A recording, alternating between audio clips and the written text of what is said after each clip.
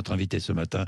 Manon Aubry, députée européenne LFI, présidente groupe de la gauche au Parlement européen. Manon Aubry, bonjour. Bonjour Jean-Jacques Bourdin. Alors d'abord, avant d'évoquer la situation au Proche-Orient, est-ce que vous confirmez que vous conduirez la liste LFI aux européennes ? Soyez patient. La France Insoumise m'a nommée coordinatrice pour l'unité, comme on a appelé, pour constituer, mener cette bataille pour convaincre aussi des partenaires qu'il est essentiel qu'on porte collectivement, ou en tout cas le plus collectivement possible, le programme de la NUPES, et c'est ce à quoi je m'emploie.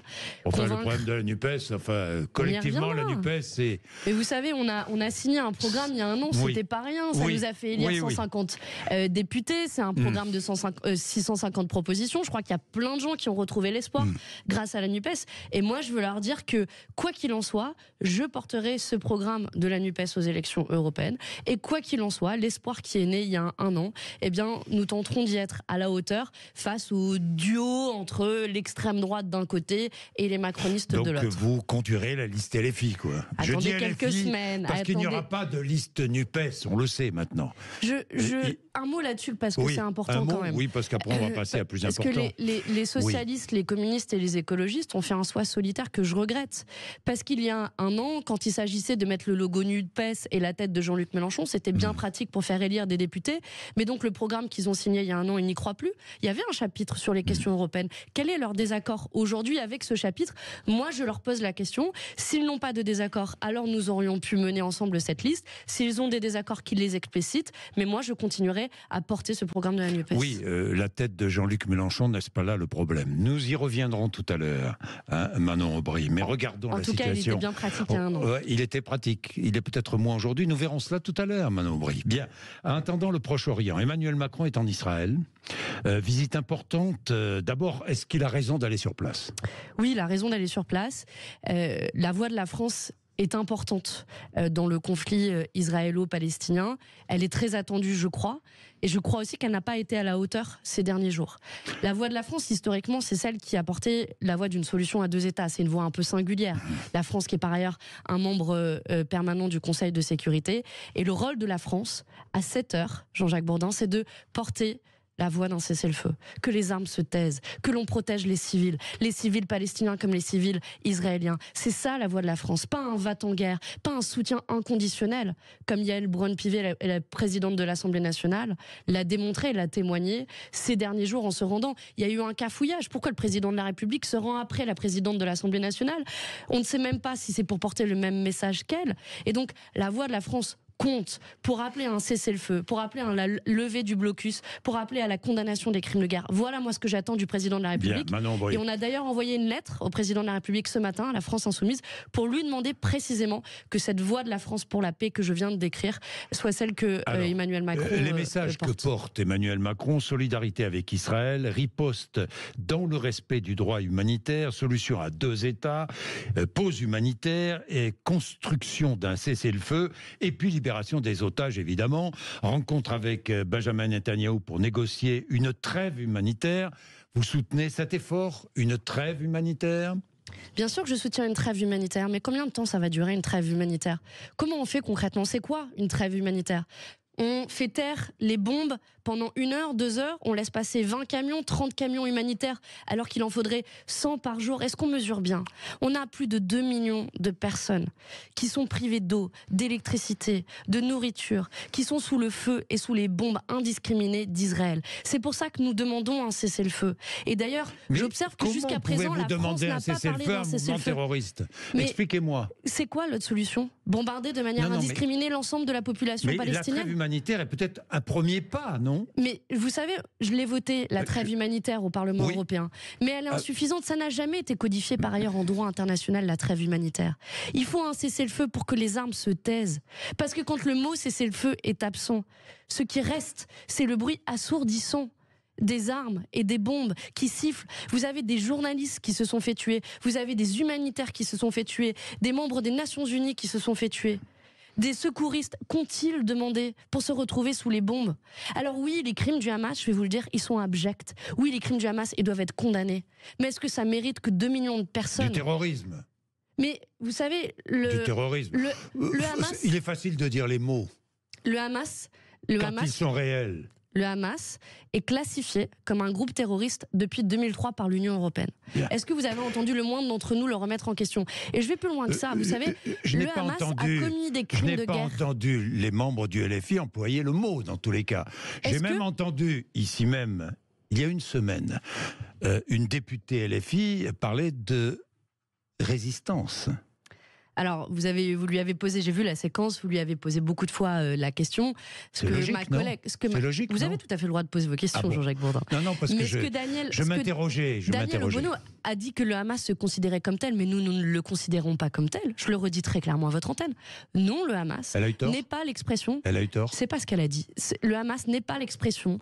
Le Hamas n'est pas l'expression. Et si ça a été compris comme tel, alors je le corrige ici. Le Hamas n'est pas l'expression de la résistance palestinienne. Le Hamas est un mouvement obscurantiste, islamiste, qui a commis des crimes de guerre et qui doit être puni pour ces crimes de guerre. Et je vais même plus loin, Jean-Jacques Bourdin. Je pense que le Hamas dévoie la cause extrêmement légitime du peuple palestinien. Parce qu'ils ne veulent pas de la solution à deux États. Nous nous battons pour la solution à deux États. Est-ce que ces dirigeants doivent être jugés devant la Cour pénale internationale? Oui, et il se trouve que la Palestine a reconnu la compétence de la Cour pénale internationale. Justement, ce qui veut dire que c'est pour ça que je vous pose la question. Et j'ai rencontré l'ambassadrice de Palestine ce week-end qui disait qu'elle était tout à fait prête à ce que la Cour pénale internationale vienne en Palestine et puisse collecter l'ensemble des informations qui est nécessaire et une enquête internationale pour des condamnations. Je n'en dirai pas autant d'Israël qui à cette heure n'a pas signé et ratifié la Convention pour la Cour pénale internationale et surtout qui aujourd'hui aussi continue de commettre des crimes de guerre. Affamer, assoiffer un peuple, c'est un crime de guerre. Toucher de manière indiscriminée des écoles, des centres de santé, ce sont des crimes de guerre et ils doivent être aussi condamnés comme tels. Est-ce que l'État d'Israël a le droit et le devoir de se défendre ? J'ai une question pour vous, Jean-Jacques Bourdin. Est-ce que le droit à la défense, c'est le droit à la vengeance? Non, mais je vous pose la question. Moi, c'est pas moi qui réponds aux questions, c'est vous. Est-ce que le droit à la défense, c'est le droit à la vengeance? Aujourd'hui, et les Nations Unies sont très claires. Droit à la vengeance ou pas, est-ce qu'Israël a le droit de se défendre? Bien sûr qu'ils ont le droit de se défendre, mais pas de se venger. Le droit à la légitime défense? Pas de s'en prendre aux populations civiles. De nouveau, est-ce qu'on mesure bien? Ne plus avoir d'électricité, ne plus avoir de nourriture qui entre, ça veut dire que vous êtes privé de vos besoins essentiels. Vous avez des hôpitaux qui vivent sur leurs dernières heures d'électricité et d'essence pour un générateur. Mais de nouveau, qu'est-ce qu'ont demandé les civils palestiniens? Oui, le Hamas est coupable. Oui, le Hamas doit payer pour ce qu'ils ont fait devant la justice internationale. Mais ça ne mérite pas qu'on s'en prenne tout un peuple. Et moi, je suis sidérée de voir finalement cette soif de vengeance. L'émotion est légitime, mais elle ne peut pas mériter. Vous avez vu les images? Vous avez envie de voir les images des massacres commis par... Je les ai vus. Ils sont terribles. Et ils sont abjects. Ils sont abjects. Ils sont abjects, monsieur Bourdin. Rien ne les justifie. Rien. Voilà, c'est aussi simple que ça. Aucune réponse à ces images? Mais répondre en s'en prenant à tout un peuple, toute une population. Vous savez, j'écoutais sur une antenne concurrente Dominique de Villepin la semaine dernière. Vous savez, Dominique de Villepin, c'est l'ancien Premier ministre. J'ai des désaccords politiques avec lui, il est de droite. Ah bon?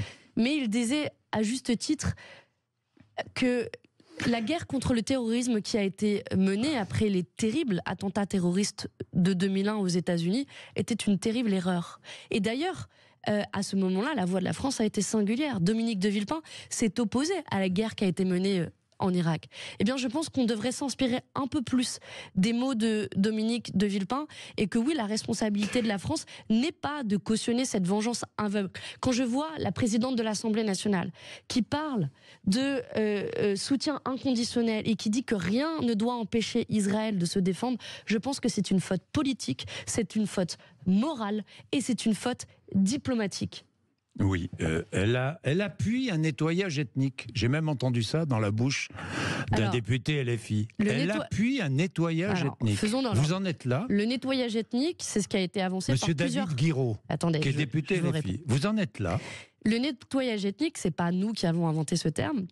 Ce sont plusieurs rapporteurs spéciaux des Nations Unies qui ont parlé de présomption de nettoyage ethnique au vu du nombre de morts dans la bande de Gaza, des civils, de manière indiscriminée. On en est aujourd'hui à plus de 5000 civils qui ont été décimés. Plus de 5000 civils, des femmes, des enfants, des grands-mères. Invérifiable. Mais pourquoi c'est un chiffre invérifiable par ailleurs? Vous avez d'autres sources d'informations? Non, chiffre invérifiable. Parce qu'aujourd'hui, il y a un autre blocus dont on parle trop peu et qui devrait aussi vous émouvoir, Jean-Jacques Bourdin, c'est le blocus médiatique. Parce qu'aujourd'hui, Israël ne laisse entrer aucun journaliste. Et pas plus tard qu'hier, il y a un journaliste qui est mort, qui a informé nombre de journalistes français. Et ce dont on est sûr, c'est aussi les informations des ONG et des Nations Unies. Moi, j'ai confiance dans les Nations Unies. Quand ils disent que des soignants, quand ils disent que des personnels de centres de santé sont pris pour cible et sont tués, eh bien moi, je me satisfais pas de cette situation. Vous avez pris Yael Braun-Pivet pour cible, c'est vrai. C'est pas une cible personnelle, on a un désaccord politique. On a le droit de le pointer en démocratie. Enfin, juive polonaise, juive allemande d'origine, sa famille est arrivée en France sans rien, elle est menacée de mort et de décapitation ces derniers jours. C'est une bonne cible. C'est une bonne cible, notamment pour Jean-Luc Mélenchon, Manon Aubry. Jean-Jacques Bourdin. Le fait qu'elle soit menacée de mort, je veux le dire très clairement ici, qu'elle a toute ma solidarité. Et que des désaccords politiques ne justifient pas tout. Et aujourd'hui, il y a aussi nombre de mes camarades de la France Insoumise qui sont menacés de mort. Et que la situation de tension aujourd'hui qu'on voit dans le pays, eh bien, je pense que c'est notre rôle de responsables politiques de pouvoir trouver des solutions par le haut et des solutions politiques. Mais elle participe au massacre. C'est ce que j'ai entendu. Excusez-moi. C'est ce que j'ai lu. Mais on a le droit de critiquer la présidente de l'Assemblée nationale qui se présente en treillis à côté de membres de l'armée israélienne qui commettent actuellement des crimes de guerre. Faisons dans l'ordre. Une armée qui s'en prend à des hôpitaux, à des civils, à des écoles, ce sont des crimes de guerre. Les Nations Unies l'ont dit très clairement et ont tiré la sonnette d'alarme. Une présidente de l'Assemblée nationale qui se tient à côté de cette armée, sans aucun recul critique, sans un mot pour les civils palestiniens, sans un mot pour le cessez-le-feu, je vous le redis, c'est une faute politique, c'est une faute morale, c'est une faute diplomatique. Et notre rôle dans l'opposition, d'aller s'incliner devant la douleur du peuple d'Israël. C'est condamnable. C'est pas ça que nous avons condamné. Bien sûr, et nous-mêmes, nous nous inclinons devant la douleur du peuple israélien. 1500 Israéliens qui sont morts, là aussi des innocents, des jeunes qui ont été fauchés dans une rave party. Bien sûr que je veux le condamner ici encore avec la plus grande fermeté, et je vous l'ai dit, c'est des actes d'horreur. Est-ce que vous demandez la démission de Yael Braun-Pivet comme la demande Sophie Chikirou? En tout cas, je pense qu'elle n'a pas porté la voix de la France. Non, mais est-ce que vous demandez sa démission? Il y a un signe qui ne trompe pas. Pourquoi est-elle allée en Israël, même avant que le débat à l'Assemblée nationale se tienne? Est-ce qu'elle tenait la parole de la France, de l'Assemblée nationale ou de Yael Braun-Pivet? J'observe d'ailleurs que sa parole n'est pas tout à fait la même que celle de la ministre des Affaires étrangères, Catherine Colonna, ou même du président de la République. J'observe que Catherine Colonna qui appelle Israël à respecter les principes moraux. Eh bien, c'est ce qu'elle a dit hier. Ce que n'a pas fait Yael Braun-Pivet, elle n'a pas parlé non plus du respect du droit international humanitaire, parce que même la guerre a ses règles. Et de nouveau, on ne s'en prend pas à des civils dans une guerre. Bien, Manon Aubry, je regardais le dernier sondage, Jean-Luc Mélenchon est à 13%, c'est une forte chute. Conflictualiser sans cesse, en permanence, est-ce la bonne stratégie, franchement? Moi, mon objectif, c'est pas... Le bruit et la fureur, en permanence. C'est pas le bruit et la fureur, Jean-Jacques Bourdin. Si à chaque fois qu'on exprime des désaccords... À chaque fois que je lis un tweet de Jean-Luc Mélenchon, je suis dans le bruit et la fureur, Manon Aubry. Peut-être que vous le ressentez comme ça. Non, je le ressens pas. Mais si à chaque fois qu'on exprime... Aucun ressenti concernant Jean-Luc Mélenchon, que les choses soient claires, oui. Si à chaque fois qu'on exprime un désaccord avec ce gouvernement, vous nous dites c'est le bruit et la fureur... Non. Oui, nous avons un désaccord profond avec la stratégie du gouvernement. D'ailleurs, Jean-Luc Mélenchon ne fait que nuire à LFI, dit Raquel Garrido, ce n'est pas moi qui le dis. Le débat vit, mais je ne crois pas que ce soit l'opinion majoritaire des militants de la France Insoumise, du peuple de gauche qui l'a porté à 22% lors de l'élection présidentielle il y a un an. C'est le passé. C'était il y a un an, c'était il n'y a pas si longtemps que cela. Et je vous le disais au début, il y a un an, nos partenaires de la NUPES étaient bien contents d'avoir l'image de Jean-Luc Mélenchon avec le slogan Jean-Luc Mélenchon Premier ministre, et je pense qu'il a apporté beaucoup de choses aujourd'hui à la gauche, à commencer par la création de la NUPES. Pourquoi votre parole n'est pas à la hauteur de la gravité des événements? Mais pourquoi elle ne l'est pas? Qu'est-ce que je viens de vous dire qui, je vous vous le pose pensez, simplement la question. François Ruffin le pense. Eh bien, il vous pose la question. Moi, je vous réponds. Il est membre de votre parti. Pourquoi est-ce qu'elle n'est pas à la hauteur de la gravité des événements? Moi, je vous réponds qu'elle doit l'être. Et quand quand je vous dis que la France donc elle ne l'est pas. Quand je vous dis que la France vous me dites qu'elle doit l'être, donc elle ne l'est pas. Eh bien, je pense qu'elle l'est. Et je pense qu'elle l'est. Jean-Jacques Bourdin, quand je dis à cette antenne, pas plus tard qu'il y a quelques minutes, que la France doit appeler un cessez-le-feu, que la France doit tout faire pour libérer les otages. C'est ce que dit Emmanuel Macron. Que la France, la France d'Emmanuel Macron. Il demande une trêve, il fait tout pour libérer les otages. 7 otages français qui sont vivants, a dit Emmanuel Macron ce matin. Emmanuel Macron n'a pas appelé un cessez-le-feu. Vous savez pourquoi? Parce que les macronistes ont théorisé que oui, les Israéliens ont droit de frapper les Palestiniens. Eh bien ça, c'est un désaccord profond que nous avons avec l'attitude diplomatique de la France jusqu'à présent. Et donc quand nous disons qu'il faut un cessez-le-feu, tout faire pour libérer les otages, les Israéliens n'ont pas le droit de frapper les terroristes du Hamas. Ils n'ont pas le droit de frapper le peuple palestinien, les civils, Jean-Jacques Bourdin. Les civils, qu'est-ce qu'ils ont fait pour demander cela? Qu'est-ce qu'ils ont fait? Donc, je finis de répondre à votre question. Allez-y. Oui, la parole de la France insoumise doit être à la hauteur. Et quand je parle d'un cessez-le-feu, elle doit être à la hauteur, je parle de la fin du blocus, quand je parle de la condamnation des crimes de guerre, est-ce que vous pensez sérieusement que cette parole n'est pas à la hauteur? Moi, je pense qu'elle l'est. Je pense qu'elle est. Je ne jugement. Je vous dis ce que dit François Ruffin, ce n'est pas moi. Ceux qui nous écoutent jugeront sur ce que je viens de dire. Je pense que ce que je viens de dire est la seule parole en faveur de la paix dans cette période. Est-ce que vous pensez que l'objectif du Hamas est d'installer une nation islamique à la place d'Israël? Oui, et c'est pour ça que j'ai un profond désaccord avec le Hamas. C'est dans leur charte. Leur but, c'est d'écraser l'État d'Israël. Eh bien, c'est aussi pour cela que je condamne très fermement les actions du Hamas. Et c'est aussi pour ça que je vous ai dit que le Hamas dévoie la cause palestinienne, qui est celle de vivre en paix et en sécurité dans une solution à 2 États. Ça a été voté par plusieurs résolutions. Le peuple palestinien en otage, je ne sais pas s'ils l'ont pris en otage, mais en tout cas, je pense qu'ils dévoient la cause palestinienne, qui est très juste. Les Palestiniens vivent dans une prison à ciel ouvert depuis trop d'années maintenant. Ils ont droit à vivre en paix et en sécurité, tout comme les Israéliens ont droit à vivre en paix et en sécurité. Et la seule façon d'arriver à cela, c'est une solution à 2 États, telle que négociée et discutée, votée dans les résolutions des Nations Unies. C'est extraordinaire, parce que j'ai écouté les discours hier à l'Assemblée nationale, c'est extraordinaire, parce que finalement, il y a unanimité. C'est un peu ce que dit Jean-Louis Bourlange. Comme quoi mais nous ne sommes pas si isolés que cela. Non, mais je ne porte aucun jugement. Je vous dis simplement ce que j'ai entendu à l'Assemblée nationale hier. Et le discours de Jean-Louis Bourlange était de grande qualité, d'ailleurs, le président de la Commission des Affaires étrangères de l'Assemblée nationale. Et il y avait unanimité pratiquement sur les bancs de l'Assemblée. La solution à 2 États, évidemment. C'est ce que dit Marine Le Pen, c'est ce que vous dites, c'est ce que dit la majorité.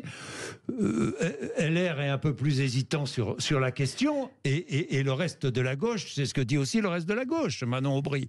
Voilà une unanimité. Parce que ça a été la position historique de la France. Mais ce n'est pas une chose de le dire, il faut aussi tout faire pour. Et vous avez eu raison. Emmanuel Macron, je ne veux pas défendre Emmanuel Macron, mais lorsqu'Emmanuel Macron va à Ramallah, par exemple, ce qu'il va faire, rencontrer Mahmoud Abbas, c'est une bonne initiative. J'imagine que vous l'approuvez. Bien sûr, et j'espère qu'il aura, lui, un mot pour les civils palestiniens, contrairement à ce qu'a fait sa majorité jusqu'à présent. Est-ce que vous le soutenez, Emmanuel Macron ? Mais je ne soutiens pas Emmanuel Macron, sa politique d'Emmanuel Macron. Mais pourquoi est-ce que vous n'arrivez pas à dire oui dans cette occasion ? Mais quand j'ai des points d'accord, je le dis.